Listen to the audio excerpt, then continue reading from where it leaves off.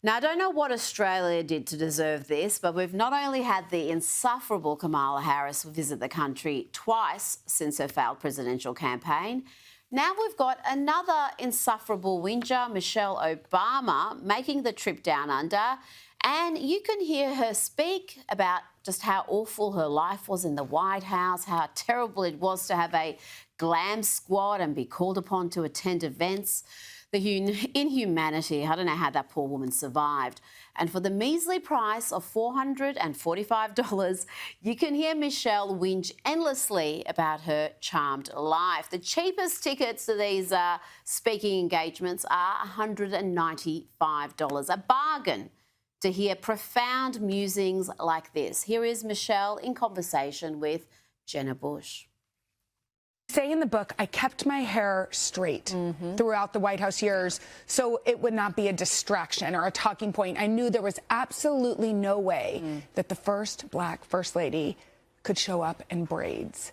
Was that a hard choice for you? You know, it wasn't hard because the job was more important than the statement. Right. I wanted to make sure that my work spoke before my clothes or the way I showed up in the world, although I knew that the clothes sent a message. Yes.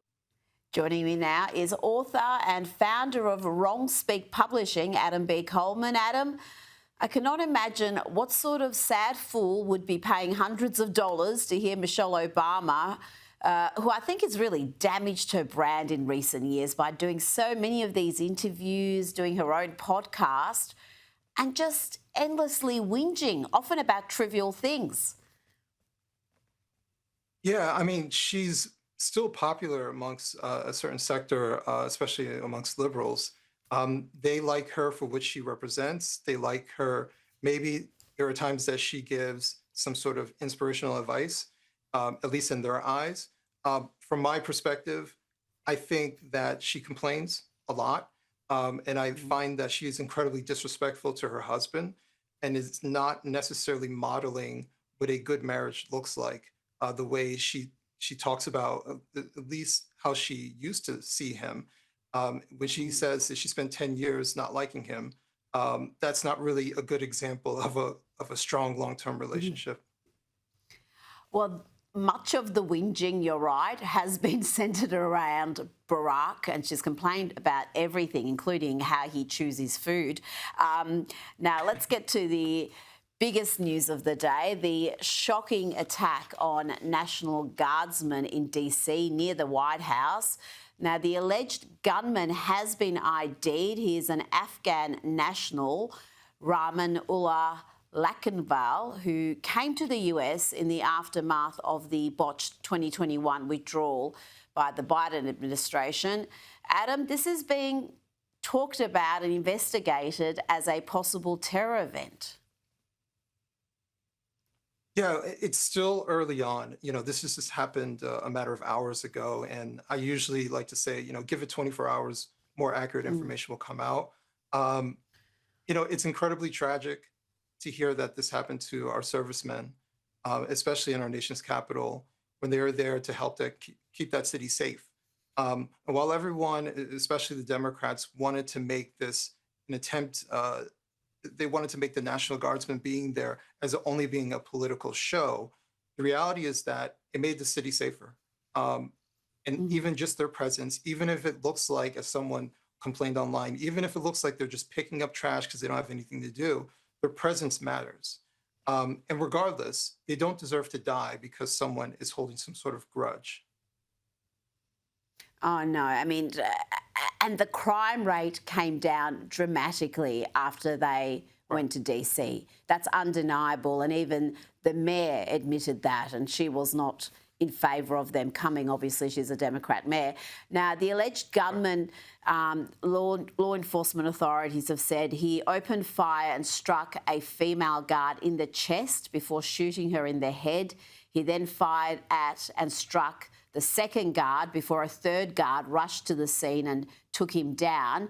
Now, this man was given sanctuary in the US after the chaotic withdrawal from Afghanistan. He entered the US under the Operation Allies Welcome program. Adam, it just shocks me that anybody who has been extended that kindness would repay that with this sort of behaviour. He was given a chance at a new life that so many other Afghans would have done anything for. Yeah, you're absolutely right. Being an immigrant and a refugee in any country is a privilege, not a right. And so, when you get welcomed to any country, if I go to some country as a refugee or as an immigrant, I should have a little bit of an allegiance to that nation that's given me a chance. But I will say, I have a lot of questions, even though this is early on. I have a lot of questions about the Biden administration actually vetting these people. What was the vetting process? Did they actually look into him and see what did he do? Was he one of those people who were just grabbing at the airplane and just trying to jump on just so they can get out of Afghanistan? But what was this man's ideology? What did he actually believe? What did he do to actually help us? These are things that we don't have the answers to today, but I wouldn't be surprised if we know more about him in a matter of 24 to 48 hours. Absolutely. And I remember at the time there was a great deal of criticism that these individuals weren't being vetted properly. The vetting was sloppy, sometimes near non-existent. So that was certainly criticism at the time. And you're right, in the coming days, I'm sure we'll find out a lot more. Now, I want to play you this clip from Democrat Elissa Slotkin on ABC. This was just over the weekend, just a few days ago. And here she is scaremongering about National Guardsmen, suggesting they may start shooting at American civilians. These videos coming out of places like Chicago, it makes me incredibly nervous that we're about to see people in law enforcement, people in uniform military get nervous, get stressed, shoot at American civilians. It is a very, very stressful situation for these law enforcement and for the communities on the ground. Adam, just how reckless has been the rhetoric of Democrats, activists, the media in whipping up hate and fear of law enforcement officers? They've been incredibly reckless. The reality is that the top two issues that voters care about is safety and the economy, right? And our law enforcement is something that most Americans want to make sure that they have access to and they can call upon. And they want to make sure that their streets are safe.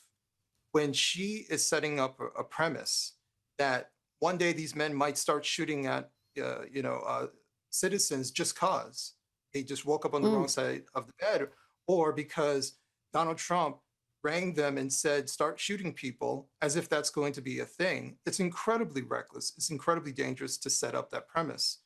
But I will say, the man who pulled the trigger on these servicemen and women, he is responsible for his actions. What the Democrats are doing is not helping this country whatsoever. And if they keep at this, we cannot be shocked if this happens again with someone who is from stateside, who is following some sort of propaganda nonsense that is coming from the left. Now, let's end on a lighter note.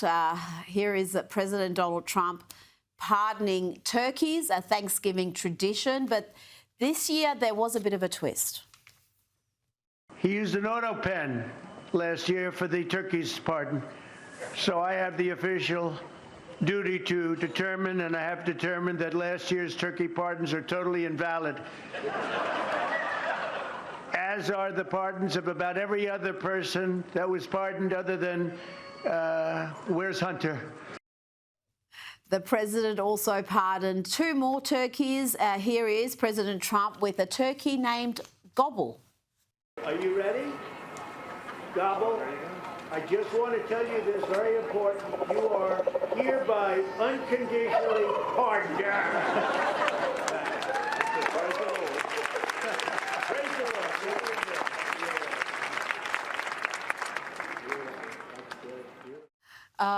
He really is the funniest president, Adam, and he just adds an extra element to these traditions.